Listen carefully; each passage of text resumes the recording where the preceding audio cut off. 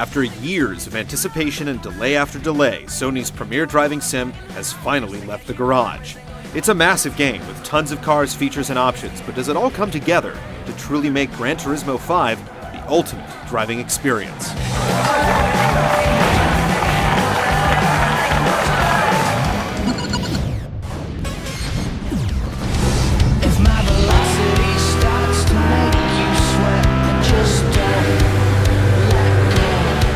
The main focus of GT5 is A-Spec, a career spanning 45 events, many of which are comprised of multiple races. Each event has a general theme, focusing on specific car classes like hatchbacks or muscle cars. You'll start with slower vehicles, working your way up to expensive supercars and professional racing machines. Each race awards you with cash and experience, and if you win events with gold trophies, you'll get free cars as well. Progression also unlocks special events based on specific brands and race cultures, highlighting the game's incredible breadth. This is where you'll be able to race go-karts, learn NASCAR fundamentals from Jeff Gordon, and take VW buses around the Top Gear test track, and go rally driving with Sebastian Loeb.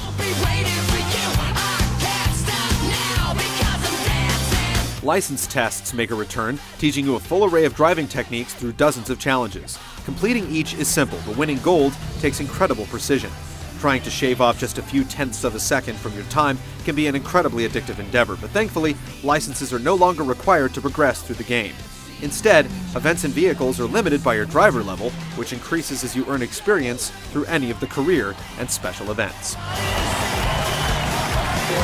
Mirroring the structure of the main career, B-Spec lets you hire AI drivers to coach and manage using vehicles from your garage.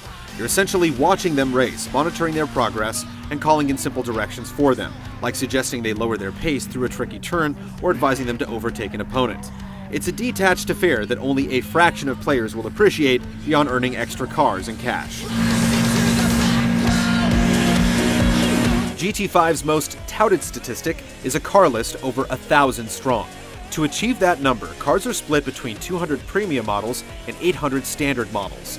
The distinction doesn't affect how the cars drive, but visually, the standard models aren't nearly as complex, lacking cockpit views, and the ability to be customized to the same degree as the premium models.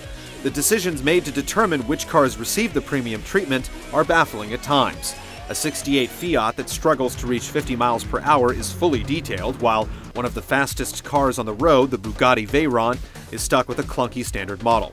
And despite the wide selection of vehicles, Porsches are only available unofficially under the RUF brand.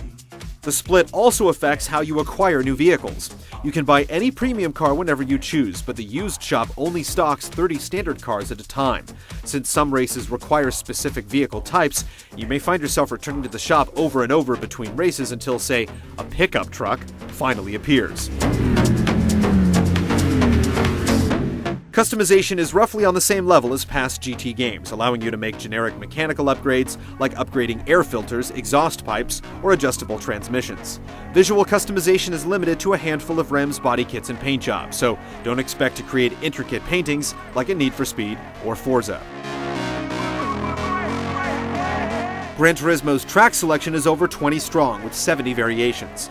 It covers a lot of familiar territory, including Sarth, Daytona, and the Nürburgring.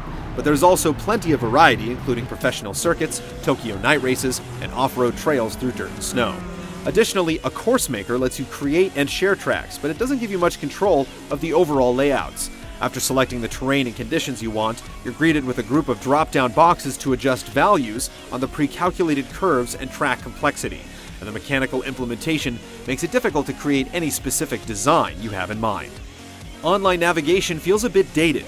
To get into a race, you'll need to manually sift through other players' lobbies or set up your own, and there are no modes beyond standard races. To its credit, if you do host a game, there are options aplenty to limit vehicles and assists or institute collision penalties. The game also has a community tab that connects you to friends' profiles, photos, and other content, but there are no means to access the broader community to check out the best of the best or earn currency online.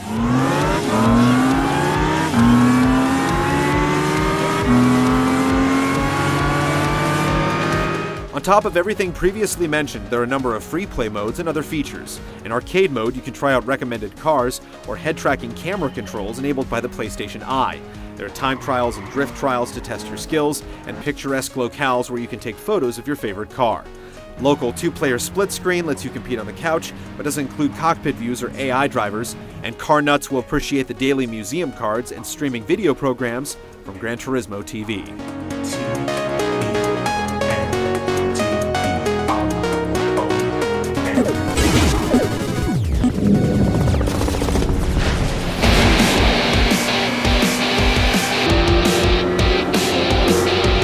The joy of Gran Turismo 5 is in the appreciation of the incredibly deep driving mechanics as you get to know each car and track inside and out. Managing your speed, taking the right angle through the turns, and pushing your car to the limits all play into your strategy and driving style. Handling feels natural and tailored to each machine, taking the car's weight distribution, drivetrain, and horsepower into account. Even small variables like changing an air filter or exhaust pipe can give you the edge in a race, and cars with a lot of mileage will get a performance boost if you take the time to change the oil or rebuild an engine. The surfaces of road courses are as meticulously detailed as the cars. You can feel the slight shifts and imperfections as you fly down the Nürburgring, and if you don't account for changes in traction as you crest over a hill, you can quickly lose control. You also have to account for skidding as you approach turns in dirt and snow, although these extra surface types don't have as much of a sense of variation as in Dirt 2. As most races focus on a specific class of cars, you won't be able to get comfy in one ride for long, and success is often determined by simply having the right machine for the job. There are also times when restrictions for events can be a little broad, and the game has no problem letting you take a Lotus Elise into a hatchback competition, which makes for no competition at all. AI drivers in Gran Turismo 5 don't exhibit much personality, content to take their place in line after the initial grid sorts itself out. They often seem unaware of your presence, bumping into you if you drive alongside them. It's rare to see them lose control, and when they do make mistakes, they can keep going without consequence. While GT5 has implemented some visual damage, smashing into another car head-on has no impact on controls, making it too easy to bump your way around a tricky course.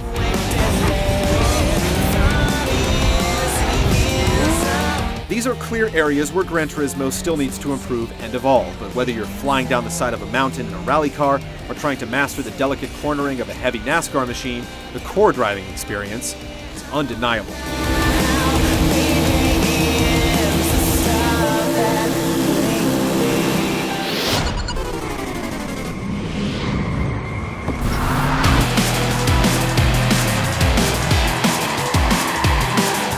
The most disappointing and inconsistent aspect of Gran Turismo 5 is by far the visual presentation.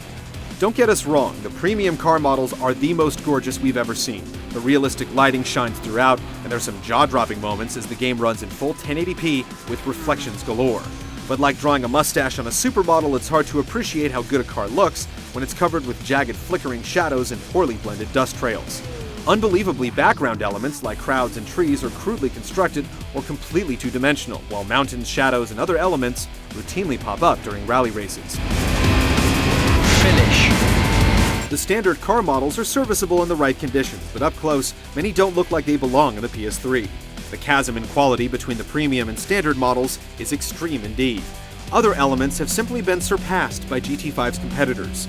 Dirt trails are flat, lack tire tracks or surface displacement, and the windshield rain effects look weak in comparison to F1 2010's. Visual damage merely amounts to deformed bumpers and a few smudges in most cases, but even when cars exhibit popped hoods and broken doors, there's never any scratched paint or cracked glass.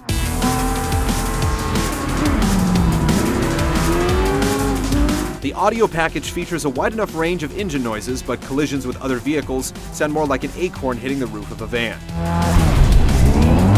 The soundtrack is good overall, with tunes from the likes of Friendly Fires and My Chemical Romance, and there's support for custom soundtracks if you own music loaded onto your PS3.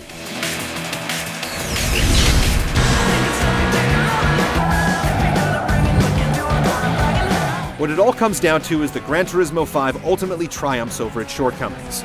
It's a matter of focus, as the most important aspects of the game are absolutely incredible, even as many areas fail to meet expectations.